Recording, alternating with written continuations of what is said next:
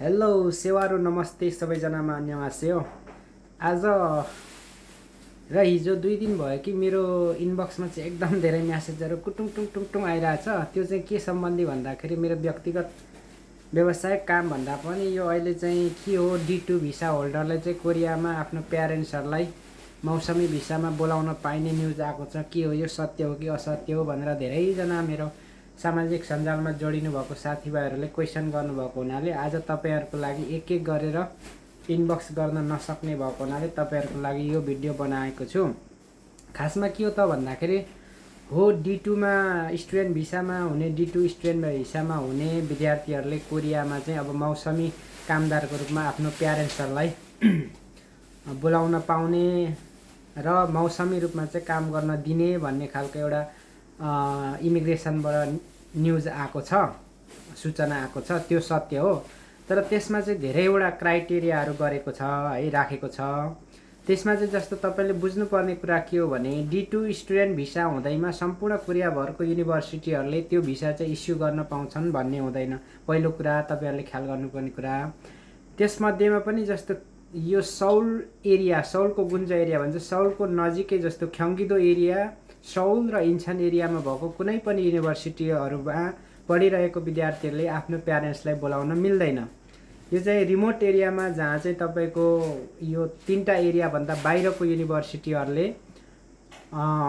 युनिभर्सिटीहरूमा अध्ययन गर्दै गरेको विद्यार्थीहरूले बोलाउन पाउने, त्यसमा पनि क्राइटेरिया तोकेको छ। जहाँसम्म तपाईँले मिनिमम 2टा सेमिस्टर पढिसकेको हुनुपर्ने है, फेरि तपाईँको चाहिँ मिनिमम 2टा सेमिस्टर पढिसकेको, अनि फेरि बुवा आमा चाहिँ 55 वर्ष ननागेको हुनुपर्ने। अनि त्यतिले मात्रै भएन कि तपाईँको युनिभर्सिटीको अथोरिटी अनिवार्य लिनुपर्ने। भन्नुको मतलब तपाईँको युनिभर्सिटीमा विद्यार्थीले D2 स्टुडेन्टमा हुने विद्यार्थीले चाहिँ मेरो प्यारेन्ट्सहरूलाई म सिजनल भिसामा बोलाउन चाहन्छु भनेर युनिभर्सिटीमा एप्लाई गर्नु पर्यो। त्यो एप्लाई गरिसकेपछि युनिभर्सिटीले ओके, तिम्रो पढाइ खर्च जुटाउनको लागि तिम्रो प्यारेन्ट्सहरूलाई सिजनल भिसामा हामी बोलाउन तयार छौँ भनेर चाहिँ युनिभर्सिटीले पेपर दिएपछि बल्ल तपाईँले नेपालमा चाहिँ भिसाको लागि चाहिँ तपाईँ तयारी गर्न सक्नुहुन्छ। तर त्यसमा पनि के क्राइटेरिया छ भने जुन एरियाको युनिभर्सिटी हो प्यारेन्ट्सले आएर त्यही एरियामा काम गर्नुपर्ने हुन्छ। अब नर्मली सिजनल भिसा चाहिँ के हुन्छ भन्दाखेरि तपाईँको नर्मली सिजनल भिसा 6 महिनाको हुन्छ। तपाईँहरूले सिजनल भिसामा आएर केमा काम गर्न पाइन्छ त भन्ने कुरा, तपाईँको एग्रिकल्चर र फिसरीमा काम गर्न पाइन्छ। त्यो पनि त्यो युनिभर्सिटीको लोकल एरिया भएको एरिया मात्रै गएर गर्न पाइन्छ। त्यो गर्नको लागि कोरिया आइसकेपछि अनिवार्य लेबर कन्ट्र्याक्ट अथवा तपाईँको कुनै पनि नोङजाङ कम्पनी काम गराउने त्यो agriculture company, fishery कम्पनीहरूसँग agreement paper बनाएर त्यो पेपर पनि युनिभर्सिटी 3तिरको कुरा मिलाएर मात्रै त्यो कामहरू पनि गर्न पाइने छ। तसर्थ यो धेरै मान्छेहरूको हावाहुन्डरीमा फैलिनु भन्दा पनि सबैभन्दा पहिला तपाईँको कुनै पनि बच्चाहरू यो ख्याङ्गिदो एरिया अनि के अरे सौल, ख्याङ्गिदो र तपाईँको इन्चन एरियाभन्दा बाहिरको युनिभर्सिटीहरूमा पढिराख्नु भएको छ भने त्यो पनि D2 स्टुडेन्ट मात्रै है।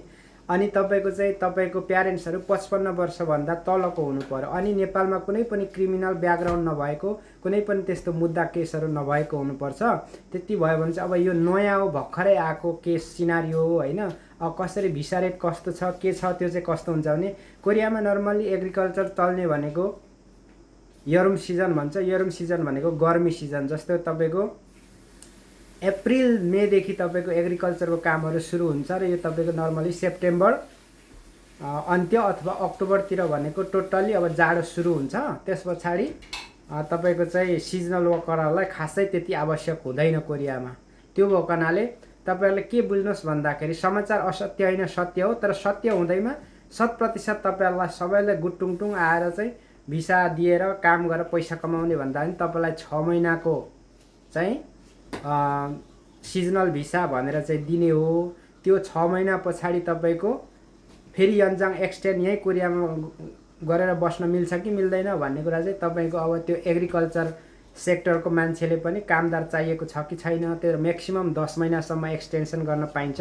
त्यस पछाडि 10 महिनाभन्दा तपाईँले कुनै पनि हालतमा एक्सटेन्ड गर्न पाउनुहुन्न। तर नेपाल गइसकेपछि नेक्स्ट इयर फेरि त्यही वेमा चाहिँ तपाईँले भिसा एप्लाई गरेर भने कोरिया आउन सक्नुहुन्छ है त। तपाईँ सम्पूर्ण जिज्ञासा दाताहरूलाई यो मैले जानकारी गराउन चाहेँ।